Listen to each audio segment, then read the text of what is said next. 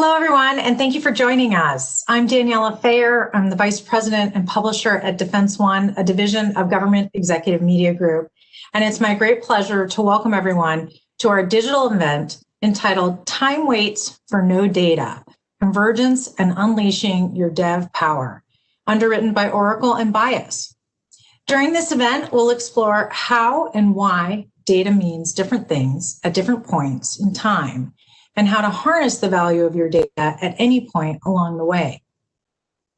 We're going to begin our session today with a short presentation from the team at Oracle and Bias, and then we'll dive into our conversation with Justin Morisco, Chief Data Officer for the Fiscal Service at the Department of the Treasury.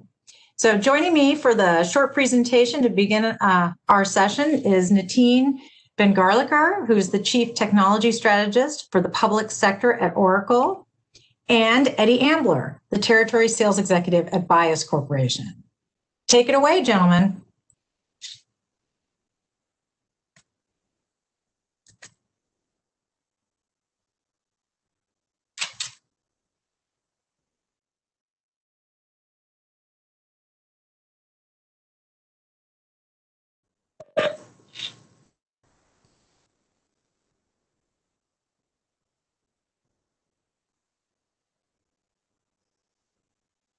Now we need to unmute, I think, folks. Hello, my name is Eddie Ambler. I'm the Deputy Chief Technology Officer here at Bias Corporation, based in Atlanta, Georgia. We're a 20-year-old SI who are focused on helping our customers on their journey to the cloud and optimizing and adopting new technologies. We provide design, migration, and managed services, and we'll be participating in this conversation about Converged Databases.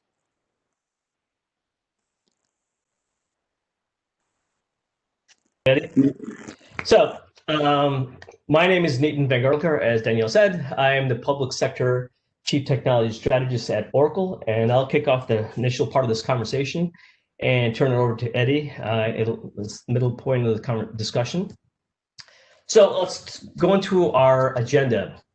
We're going to kick it off by having a brief history lesson, if you will, and how we got to now. So rather than just jumping right into our Converge story, we're going to talk about how we even got to this process and why Converged Database is relevant right now.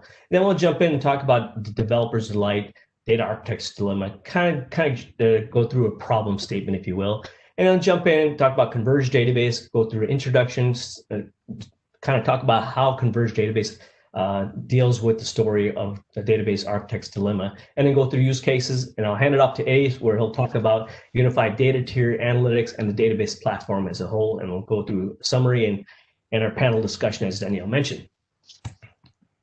So, brief history lesson. As some of you guys, I've been around for a really long time, been an IT and developer for 30 years. My initial job, I was a mainframe engineer where I supported IDMS, IMS, CICS, DB2 as all of the backend platform. And so historically, developers like me, we built large monolithic applications using one big large data store, and it worked great for a long time. I mean, CICS and IMS systems are very prevalent back in the day.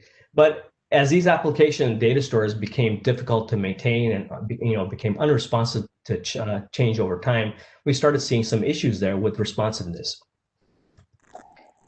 And then over the last 15, 20, maybe 25 years or so, we started seeing this emergence of client server systems as well as three-tier systems, the app server, web server, backend database, all these SOA systems that were blown out. We started seeing this emergence of domain-specific languages, what are called DSLs. In 2006, Neil Ford coined a term called polyglot programming. It was really meant to express the idea that applications should be written in a mix of languages to take advantage of the fact that different languages are suitable for tackling different problems. So with that, we started seeing the emergence of these new programming languages such as Go, Kotlin, Ruby, obviously Java, Rust, Python, C++, and .NET, right? So these are all great languages that were specifically built or specifically used to tackle a specific problem. So picking the right language for each job may be more productive than trying to fit all the aspects into a single language, right? So what happened is, as part of that process, this ideology, this thought process of having best of breed programming languages was also applied to the data tier. So we started seeing this emergence of different database tiers in the backend. And these databases are chosen based on the way the data was, being accessed by the individual applications or components by the application. So we started seeing the emergence of MongoDB, Cassandra, a lot of NoSQL databases, cloud databases, right? So this is all these things that came up. So database platforms are chosen in the same regard as your programming languages were. So what happened with this is that we started seeing a lot of siloed single-purpose databases, right? Each developer created service independence using best-of-breed databases for each workload and data type. So for example, a developer may pick a JSON-based database because that's how he's accessing the data. He may pick NoSQL key-value-based databases or analytic functions if it's an OLAP system, or relational if it's a transactional, and graph and spatial if that's what kind of application that he's trying to leverage. Right, so the line of businesses and agile groups created these silos for their projects, which is great because they needed to roll out applications really quickly. This continuous integration, continuous development led to this thing, right? But what happened is this led to separate database application services, right? One database per service became the norm. So there's a lot of services that comes with a lot of potentially different databases. So what does this all mean? Well, one, the good thing is that we love the whole idea of best of breed, which is excellent, right? So developers, this is great. They get to do what they want. They get to use what they want to get things done really quickly. CI/CD, as we mentioned before, becomes a key. But from a corporate data and governance perspective, there were potential issues. There was fragmentation from a data perspective. Overall data architecture becomes fragmented. It was really difficult to build a 360 view of either a customer, your system, or whatever you're trying to gather, right? And not only that, you were using proprietary APIs, proprietary ways of accessing that data that only that specific application was leveraging. And then we had issues with data propagation, ETL, and bringing that data together, right? And I like this slide. I call this my flywheel of fragmentation, but some people call it the meat grinder. But effectively, what we're saying here is that this siloed environment that gets created through these little pockets of data stores does not just cause this data fragmentation. We see fragmentation at all different layers. We see fragmentation at the management layer. This is very germane to me, as I used to run a consulting company, and I had to have all these different skill sets to support the backend infrastructure. We had unique management skills. We need monitoring skills, unique way of supporting the system. Then we talk about the data consistency. How do you get data to be consistent if you have 5 different data stores, right? How do you get them to be converged into one area and be able to leverage point-in-time data? And data security, it's extremely difficult. I think it's hard enough as it is to do data security policies for one system, let alone 5 different systems and all these different versions of those systems as well. And last but not least, this is near and dear to my heart, is high availability, reliability, and scalability. Each one of these data stores that are out there have their unique way of supporting high availability, data resiliency, and scalability. So that goes back to also your management issues as well. So we can see we have fragmentation, not just at the data layer, but all across the lines of business and overall infrastructure. But, as you can see, developers are smart, so are architects, data architects are brilliant, and there's always ways to overcome certain data issues, right? So we started seeing the advent of SOA, web services that came across. So web services were created to send data requests to appropriate databases. Effectively, what happened with web services and SOA is we created this abstraction layer on top of these different systems so that you didn't even know what databases you're running. You made a request for a data service and you got your data back, right? That was great. It solved one problem, but it still left huge holes in the background. We still had issues with security. We still had operational issues. We had proprietary ways of means of accessing this data, right? So those things were still there. And these small problems just got bigger. The questions I keep getting whenever I do these presentations or whenever I travel, and well, I used to travel, is my data sets keep growing. Where do I store this data? How do I integrate and analyze this data? And how do I provide security across this platform as the data sets gets larger? And this is where we introduce a converged database architecture approach. Now, keep in mind, Converged Database is not something you go buy, or it's not an Oracle-specific term. A Converged Database or a unified data tier, the whole idea behind the concept of this is that a Converged Database should support multiple data types, whether structured or unstructured, different workloads, multiple workloads, and to be able to provide effective isolation, noise neighbor containment. That's the whole idea and essence of a Converged Database or a unified data tier. That brings us to where Oracle plays a part in this. So Oracle Enterprise Edition database is a multi-model database. It is a converged database. So Oracle's multi-model converged database architecture supports multiple data types, multiple data models, whether it's spatial, graph, JSON, XML, text, right? As well as different algorithms. Machine learning is built in, graph, statistical functions, as well as different workload types. We support operational and analytical functions. And you can support this all in a single database. Now, you don't have to store it in one database, but the fact that it's in a unified tier.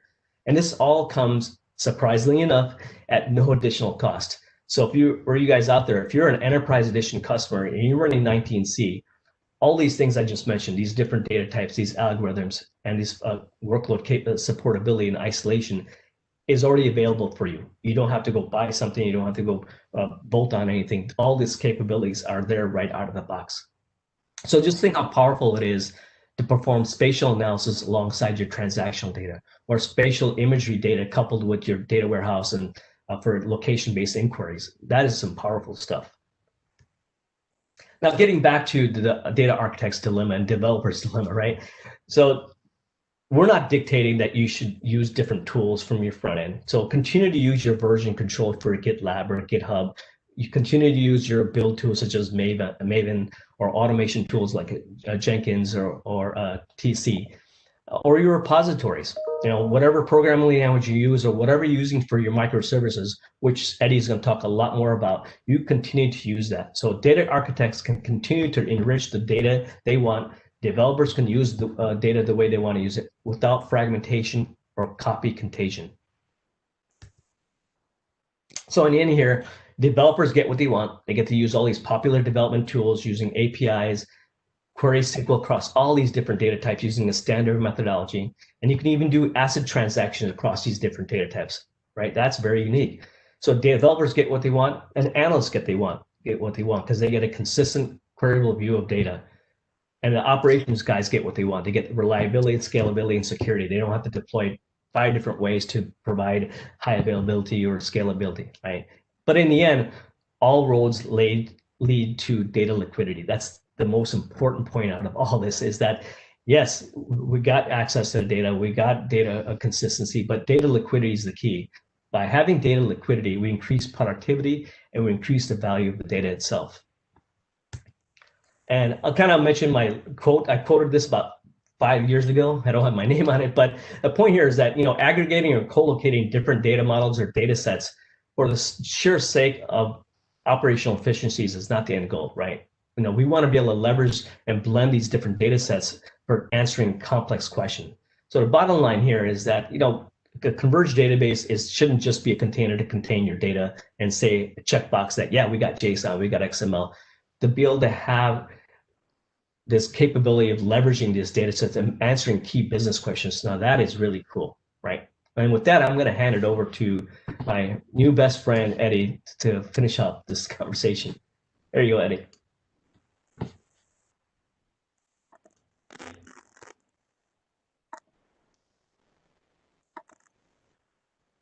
Thank you, Newton.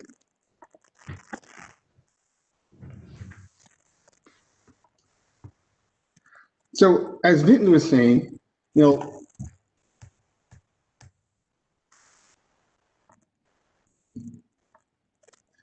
data is good, but information is even better. So Gartner says that information has replaced technology as the central and most critical asset to be managed by organizations.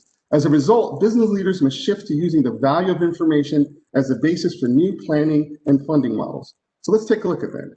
So when we think about data over time, it means different things to different stakeholders. So let's take a journey through what data looks like as we, you know, change the lens as the stakeholder views to see how the information is. So at the beginning, you know, we have transactional data, which the transaction owners put in. There's simple transaction reporting, simple summaries. The data is typically in third normal form. But then you get to the managers, and they want to understand summary level information.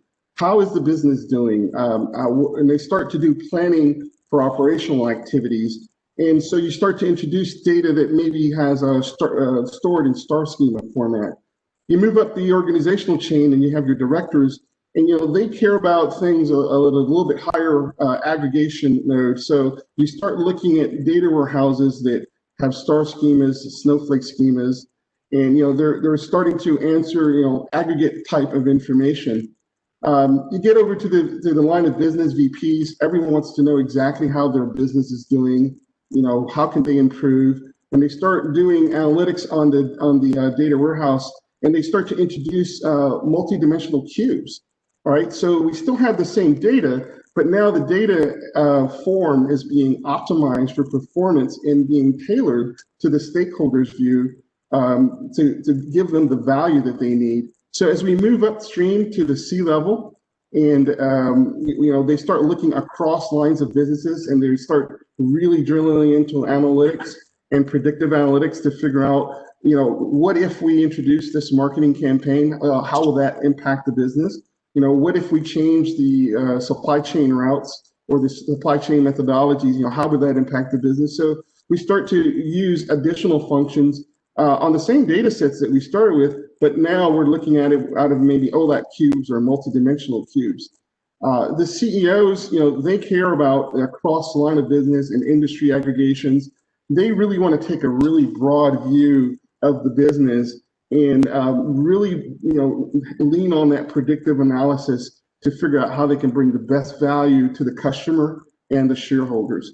So, they'll be looking at the data again out of OLAP cubes and multidimensional cubes, trying to ensure to bring best practice. Now, in order to get all of that information, right, that data, we have to apply ETL into it to actually move the data into the right forms for optimizations. We apply data cleansing technologies to make sure that we maintain a consistent data set and a consistent source of truth, so that by the time the CEO gets the metric, it is consistent across the reporting lines of business as well. This data comes in all kinds of types, right? You've got mobile data, IoT, social data, location-based spatial data, video, structured and unstructured documents, images, text. So as Nitin was explaining, some of the solutions might actually be best served by different data model types, right? So you might have NoSQL for some of the data, graph for some of this data, spatial for some of the data, JSON, Hadoop, and others. Well, that's a lot of technology to have to build those point solutions, right? And to have to go and build the integration between those individual point solutions. The Oracle Converged Database will remove and reduce a lot of those challenges, right? They'll remove the challenges of needing to evaluate and choose the right information tool for the right job. And as you can see, the job changes over time. So maybe you're picking the right tool for one job, but missing the enterprise-wide decisions. So as you think about enterprise complex business logics, a converged system will often make a lot more sense over point solutions. It also reduces the time, effort, and cost of the overall information value supply chain. Anytime you can remove the need to move the data, duplicate the data, have to retransform the data, and build a lot of ETL logic, you'll actually save time and money. So converged databases actually solve all of those challenges, right? They actually remove the need to have multiple systems for storing the data, but still they give you the flexibility to be able to actually query and get data from multiple data model types within the information systems. They remove the need for needing to build and maintain the integration between those systems, because as a function of being converged, those integrations are pre-built for you as the platform. So in 19C, converged systems have been happening for quite a while. many databases or features start out as point solutions, but what happens over time is that they're absorbed into mainstream databases. Then the point solution database fades off into the sunset. Back in 1979, Oracle had relational databases. Then in 1995, they came to data warehousing. Later on in that year, they introduced spatial technologies. Then they needed to optimize the data as the data sets grew, so they added partitioning. Then the unstructured data started becoming a really valued item. So we needed ways to be able to actually validate the texting, deal with documents such as XML, JSON.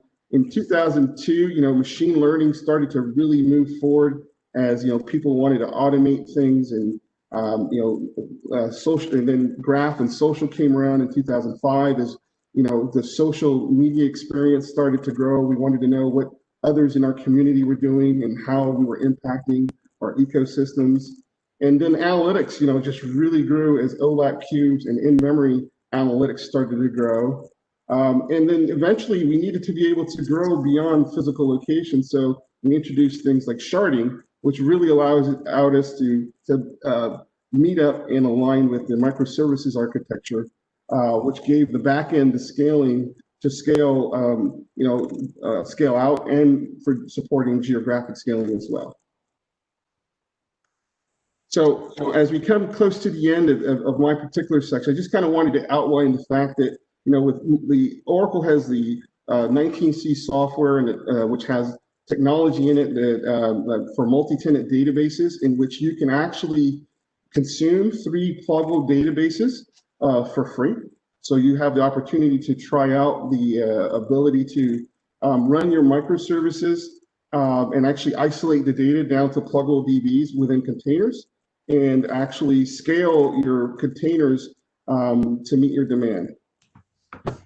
One other thing that I wanted to point out with sharding is that sharding actually allows you to present a logical database to your application while actually being many physical databases. This allows you that scale out type of scale that you would need, that you could actually do for geographic scaling, right? And one geography might be scaled differently than the other one as your user-based demand goes. And to tie it all together, we can actually use sharding at the application level to allow mid-tier routing services to actually be able to route your customers automatically to the appropriate shards, bypassing the needs for even having to maintain sharding keys. So yeah, the value of Oracle Converged Database really comes down to choice, right? It doesn't matter whether you take the hardware on-premise as a cloud system at customer or in the public cloud, or you consume it as just a database cloud service or an Exadata cloud service, or you take advantage of Oracle's latest and greatest autonomous data warehousing. At the end of the day, Oracle Database has been the most portable database for over 25 years, and portability actually equals choice.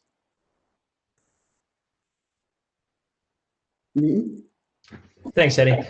So I'm going to kind of wind down with a couple of considerations. I'm not going to go into great detail in each one of these, but some of the takeaways and considerations are, if you're already, think about if you're already running into copy contagion. Are you copying data from one place to another place? Are you having data fragmentation issues? Or I should say, on a larger scale, fragmentation issues as a whole, whether it's operational, security, high availability. Those are the things that they should take into consideration. And if those things are true, then Converged Database will definitely address some of those concerns that you have. Right. And my bottom theme really here is, and you hear me say this over and over again, even in our panelist discussion, is that in order to have better manageability, have better TCO and efficiencies, you need to rationalize, standardize, simplify, and that's the pathway to consolidation and simpler management. And with that, I'm going to go to the next slide. And I love this slide, and it really brings everything together. As you heard me mention in the quote that I had a couple of slides back, the whole idea is not to have one big large database or a set of databases that holds all your data. The whole goal is to simplify overall management, either through security, scalability, and then build analytics on top of it, because the analytics is going to give you that golden egg, right? So that gives you descriptive analytics. The whole end goal here is mean time to analyze, right? The mean time to get to analysis is the goal. So by putting all these things together, Oracle Analytics Cloud, Oracle ecosystems coupled with the Converged Database, that's the means to an end. And with that, I'm going to hand it over to Danielle. Thank you, and the team. And Eddie, I love that imagery to close out that presentation. I think our audience, and I know I do, certainly appreciate the brief history and journey of data. I think it's going to set the stage nicely for our conversation. So thank you both. And now I'd like to welcome Justin Marisco. He is the Chief Data Officer for the Fiscal Service at the Department of Treasury. He's joining us to expand on the conversation here. So welcome, Justin. Are you with us? Yes. Can you hear me okay, Daniella? Yeah, I just wanted to make sure you were unmuted. Good to have you. Thank you so much. Thank you. Thanks for having me here. So shall I just dive in? We have a little bit of time left here, and I want to make sure we don't miss anything. So I want to start with business process. So most business processes are tied to data. And the faster you can make those ties, the more valuable your data is to the organization and the process. So I want to ask Justin to start us off. How can organizations, in your opinion, go about making those ties more clear and accessible? So perhaps you can talk a little bit about what you've done in your organization or what you'd like to do. And then Eddie and the team, you can chime in after we hear from Justin. Okay, thanks so much, Danielle, and thanks again for having me here. I was really struck by the chart that Eddie just had on the screen a couple of minutes ago, and I wanted to just talk about that for a second because it informs how I think about this question. So I've seen in our organization, we have systems and then places where reports or intelligence comes out of those systems. So those first two levels that you saw on Eddie's chart. And then there's a wide gap to the questions that are coming from the leadership and our ability to actually answer those questions. So I think that the situation that we can sometimes find ourselves in, and I think many other organizations find themselves in, are you have leaders who are asking questions that in theory can be answered with data, but the data is disconnected, so you can't actually go about answering those questions.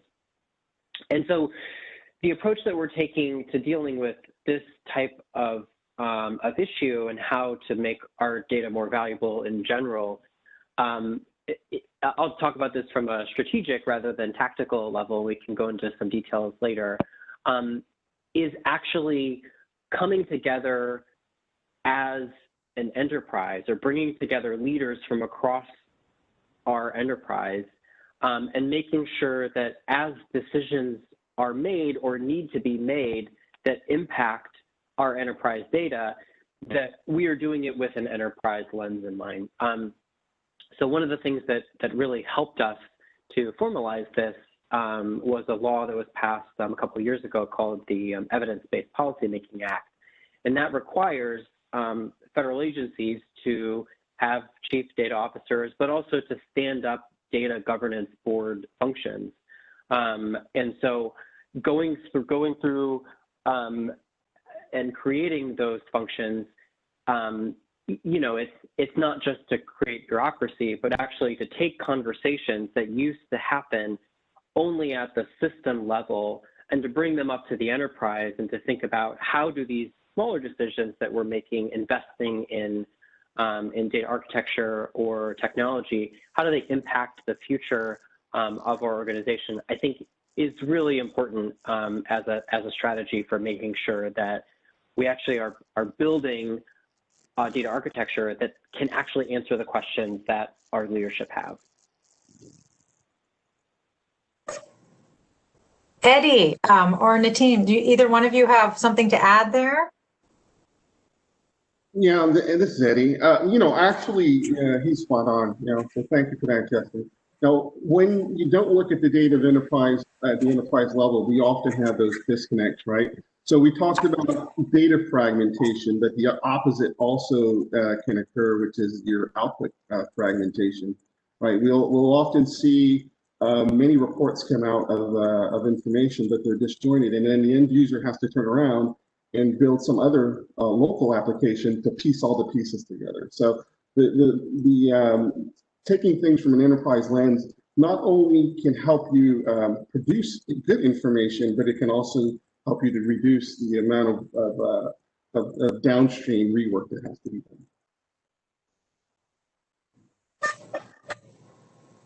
Well, let me turn then to, you all talked about multi-model platforms. And as public and private organizations move to adopt those platforms, how can we make data accessible in the multi-model platform? Eddie, you can take that if you like, and then perhaps Nitin, you can chime in. Okay, well, there are a ton of use cases that come to mind as you think of complex business questions. Retail folks always want to know, how can I get to my customers the best deal? How can I figure out what my customers want? How can I share a good customer experience with their friends, right? So you have transactional information that comes in, and then you have social media information to figure out who those customers' friends are. And then you might have spatial information to figure out, which of those customers are in your demographic where you're trying to sell to.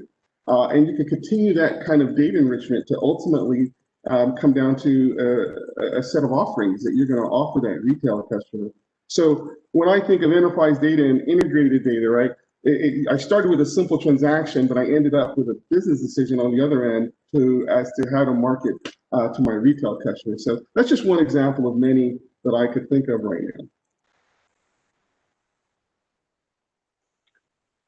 I just wanted to quickly add one thing, if it's okay, that follows up on a point that I was making previously, which is, I think that it's important as we are going through modernization initiatives to make sure that we're asking ourselves the question, not only of how to leverage some of the capabilities that exist in cloud environments today. Like, that's a very important question. So we don't want to be, just copying and pasting what we have always had on-prem into the cloud, but also to ask ourselves, is the system that existed historically, does that need to continue being a system tomorrow? Or can it be something else? Can it be rolled up into another system? Or is it just a reporting function that can go in a reporting layer? So I think that it's important for us to, again, think like an enterprise, and when we're making investments, to ask ourselves the question of, like, am I just building and replicating what existed in the past, or is there a better way to do this as we invest for the future? Justin, I think that's a really good point, and I wanted to talk a little bit about those other larger issues that an organization has to look at a higher level. There's been a bit of push and pull around centralization, security, accessibility. As you move to centralize your data and databases, how are you ensuring that everyone who needs access, the very different people or functions that need those uses can do so? Would you mind addressing that? What has your office been doing on this? Yeah, thanks, Danielle. One of the things that we've been thinking about is that one of the main functions that the fiscal service within Treasury has is actually providing the public with access to very important data about the operations of the federal government. And we started studying how we went about doing that a little over a year and a half ago. And we realized that we were doing it ourselves in a very fragmented way. We had a number of different websites where we were providing data. Some of that data was in one form, some in another form. Ultimately, there were dozens of different ways in which we were providing data, often without metadata or data dictionaries attached. So we decided to embark on a project to fix all of that for the public. And there's a website that we launched in July of this year, which is called Fiscal Data. And I got to give the quick plug here. The URL is fiscaldata.treasury.gov, where we took the first 20 data sets and migrated them over into this new central environment where the public can now come and use our publicly available APIs. They can see our complete metadata and data dictionaries for all of those data sets. And we went from thinking of our data as snapshots in time, where we were just providing discrete pieces of information, to actually tying the data together for the public in a longitudinal data set. And that's something often within the world of financial reporting that is common, where we just publish data for a discrete moment in time, but when someone is doing an analysis, very often they need to see how the trends are moving over time. So we are kind of building that into the way that we publish data. And the point that I wanted to make about this is that we decided to fix our fragmentation of data for the public before we addressed all of the issues on the back end. So we are still working out what our core data architecture looks like to provide all of this, but we know that we knew that we could provide value for our customers and for the public by actually centralizing and fixing some of the issues that they were experiencing. So we prioritized actually fixing the data that we're giving them access to before we went about fixing the underlying architecture. Yeah, I just want to add to that, Danielle. Justin's absolutely 100% spot on this, and they couldn't said it better myself. Fixing data issues is not fixing the back end. You got to start with the front, the data aspect of it first, and everything begins and ends with data governance. Data governance is a huge umbrella. It includes cataloging, data security, data management, data scrubbing, all that. But everything begins and ends with data governance. Who has access to it? What is the traceability of the data? Who will have access to it? How long will they have access to it? All that stuff comes together. So data governance, like I mentioned, data governance is the key to this entire solution, data solution. And then we worry about shouldn't say worry, then we manage and support the back end stuff. And that's some pretty good points, because security is an area that my team spends a lot of time on as we engage with our customers that are planning how to optimize their data sets, and also as they're moving into the cloud, right?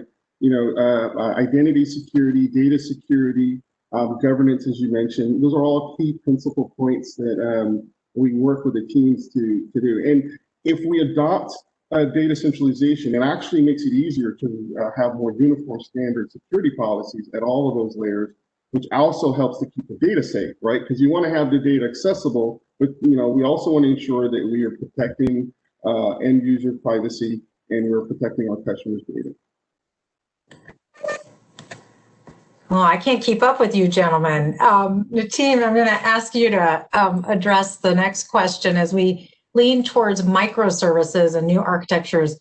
What sorts of solutions should businesses and government agencies align with? And can you talk a little more specifically about database layers, convergence models, and other solutions? Yeah, this is actually going to steal Eddie's thunder here, because he's the perfect person to answer this question. But this goes back to what Eddie mentioned and what I mentioned before.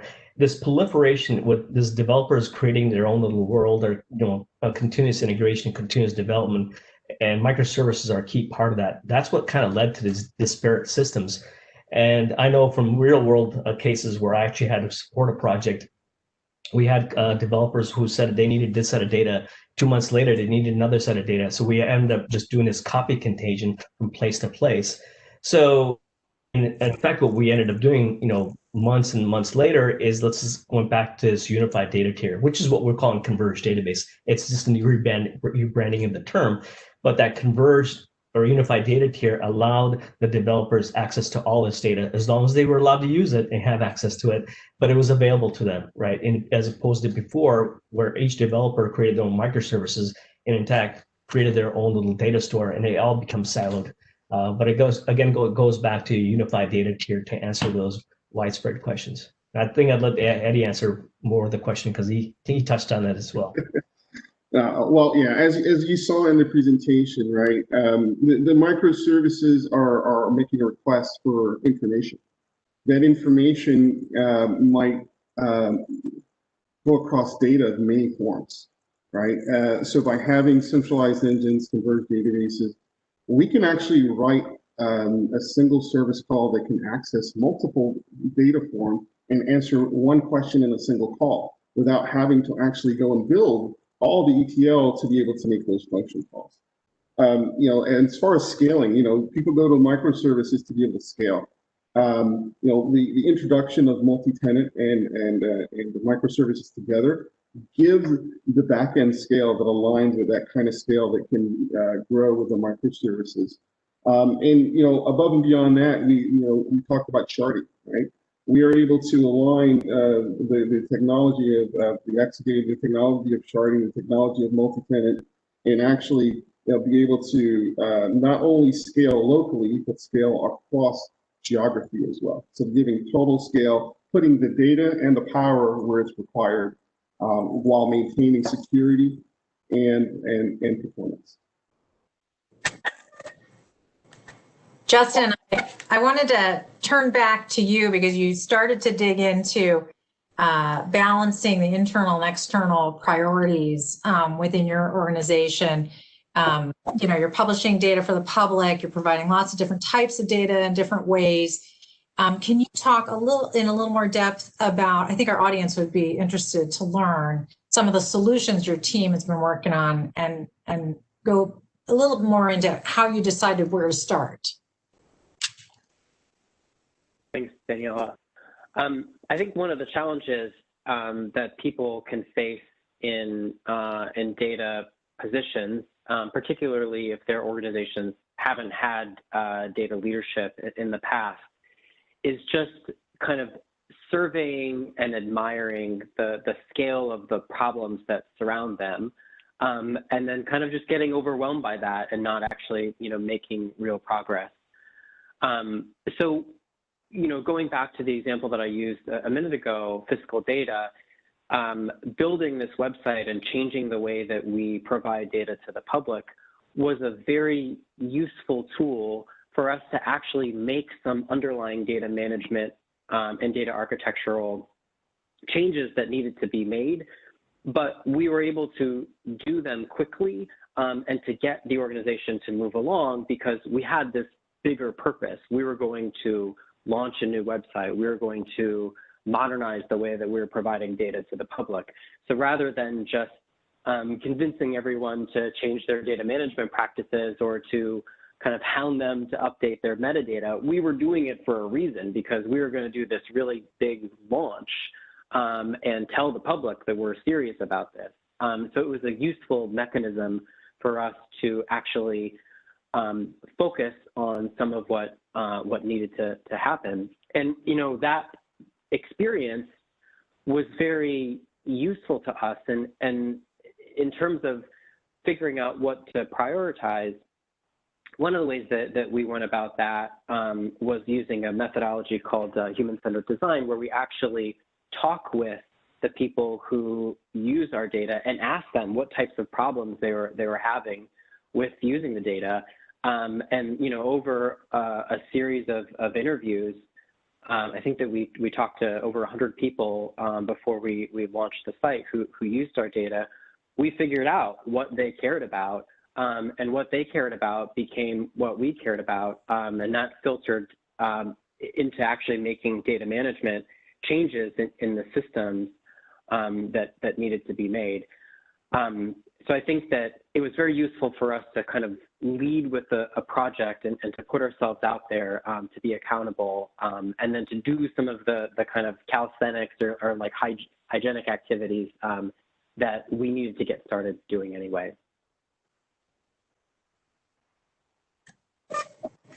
Nateem and Eddie, do you guys have other examples, from your work, lessons you've learned regarding communications and getting everybody on the same page, sort of as Justin was describing he's done, that you guys can share and expand a little bit on with our audience? Who'd like to start? Yeah, I'll go ahead. So this is Eddie. To your question there, it's communication. So people talk and ask about how are big transformation programs successful, right? Or why are they not successful? It really usually boils down to communications, right? You have to communicate often and early. And you also have to involve all of the stakeholders, right? As you saw the data that we looked at that data chart, what was important to the line manager was not the same value that the line of business VP was looking for. It was a different line of value that the CEO was looking for, right? So communicating and involving the stakeholders and getting early buy-in, right? If you understand what they care about and you communicate to them that you've heard that, and that is one of the principles that the solution is going to provide, then you'll be successful. If you do not communicate and involve others and ensure that you get that enterprise view, right? Not just the guy who launched the project, then you won't be successful. There's the analysis of tools as well. I'll just kind of bring that up real quick. As your data becomes centralized and as people adopt hybrid cloud technologies, making sure that you have the right kind of tools that give you that centralized view of your data, regardless of where it is, right? Like Oracle has something like the Oracle Analytics Cloud tool that allows you to look at your data, regardless of whether it's on-premise in the Oracle Cloud or in someone else's cloud, right? You're giving that power to look at the data holistically from an enterprise lens. It all comes back to, again, the enterprise, looking at things from an enterprise view. Yeah, and Danielle, I think Eddie's spot on. And I've been involved in a lot of data projects, and a lot of the data projects are very siloed. They start out with the line of business, and they don't go very far.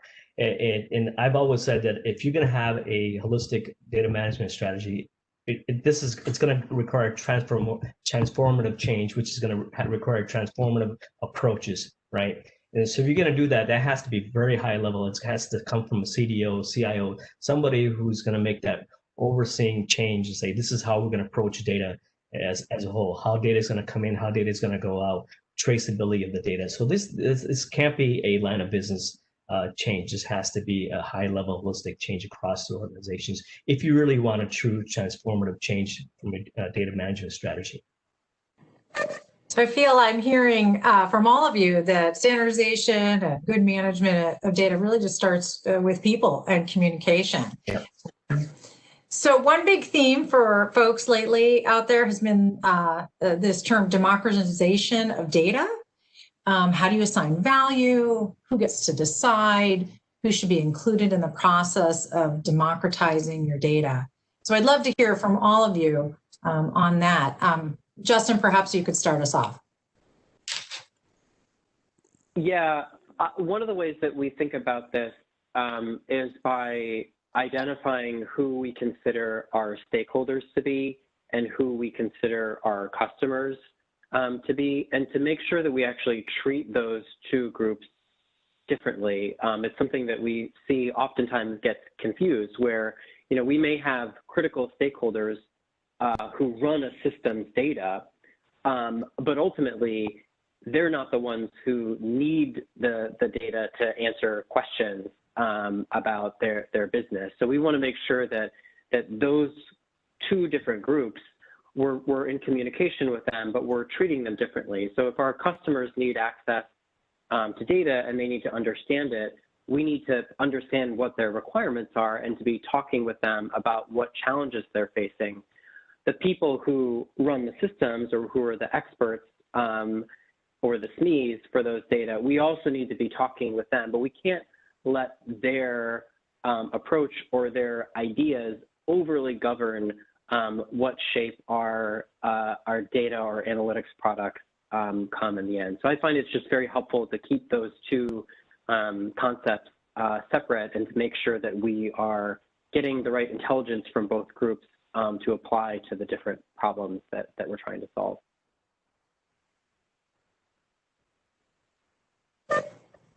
Eddie, how about you? Any commentary on that? I think I've touched points on them already, but I'll just kind of reiterate really quick. It comes down to inclusion of all your stakeholders, right? Data over time means something different to each person, but at each point in the juncture, there is value in the data. Having access to the data is critical. And having timely access to the data is even more important, right? Because data that's late is no good. Data that is not able to be correlated is no good. So data is good, but information is better. Yeah, well stated. Yeah, the whole idea behind the democratization of the data was really interesting because before, when you needed access to data, you basically had to go to IT to go get it. And that lag time was huge. So they'd say, oh, let me go get that data for you. Let me can that report for you. So we went from a very IT-driven approach to data to self-service. And now we're getting to this descriptive and prescriptive way of getting to data.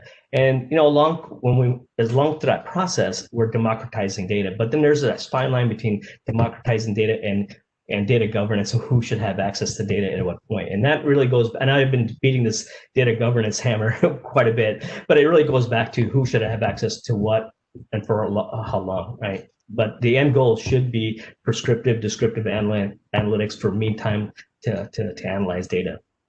I feel like we started this conversation talking about silos, yes, and data is a part of everything we all do every day, and I don't know if we even think about it in terms of it's just a part of what we all rely on and navigate our lives with. So I'd like to ask each of you to well, I want to thank you for this conversation today. I think it was really illuminating and educational.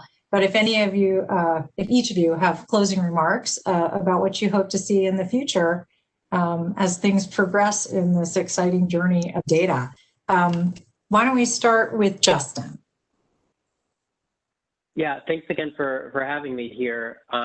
We think about trying to modernize our organization to make data more accessible and more usable, and to treat it as a strategic asset instead of just a byproduct of transformations. And one of the things I think it's really important to do is to do analytics, to actually work with the data and to produce value, or failing that, to show here's what we could have done if we had our data in the right shape, or if we were able to pull this information out of our databases in a more timely manner, or if we had defined what this data means, so that people can understand what's possible and get excited about moving there.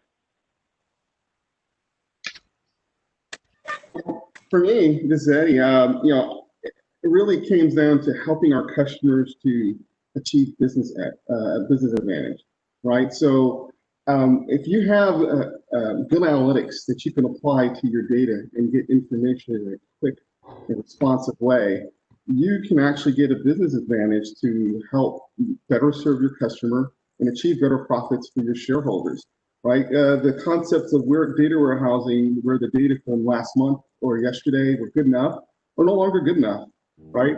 We now have customers that are on the phone with a rep that is depending on that analytics and that 360 view of their engagement to make a decision. We have businesses that are needing real-time information on what to put on that truck to get it at the location where it's required. I think of information as power, right? And where I see us going is that the analytics that used to be good enough for planning next month's runs and next year's are really in our lives now. Just like any other OLTP transaction, they're happening in real time. So I'm working with customers to help them build systems that are robust, and available, right? Because having data that's not available is also not good, right? So that's kind of how I hope to help the customers is to, build that centralized view that's for best performance, and arm them with the information about the best ways to access that data. So I'm going to take a completely different approach and tact as I typically do. So as we talked before, I do a lot of presentations all around the country. Now I'm doing them virtually, obviously. But one of the things I get asked a lot is, as we move things to the cloud and a lot of the analysis and a lot of the capabilities are moving to the cloud, where's my job going to be? If I'm a DBA, storage admin, sysadmin, where does that put me from a job perspective? And one of the things I keep telling folks is that, there's a lot of stuff happening in the data space. This is a good opportunity to get educated and, provide value to your organization or even to yourself and learn these new technologies and see how you can take an application, figure out how to best improve analytics for your organization for that. So kind of pivot your skill set and rebrand yourself as instead of just being a DBA, be a data architect, be a data catalog guy, be a data governance guy, right? So it's kind of reinventing yourself. And I get a lot of these questions, like I said, not necessarily job stuff, but roles, like role evolution, if you will.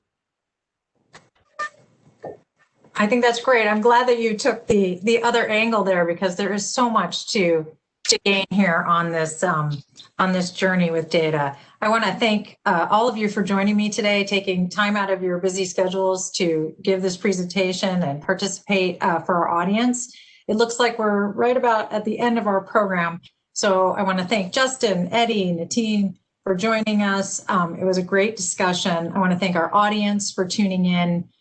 This event would not be possible without the support of our underwriters, Oracle and Bias. It's been delightful speaking with you all. Thank you so much.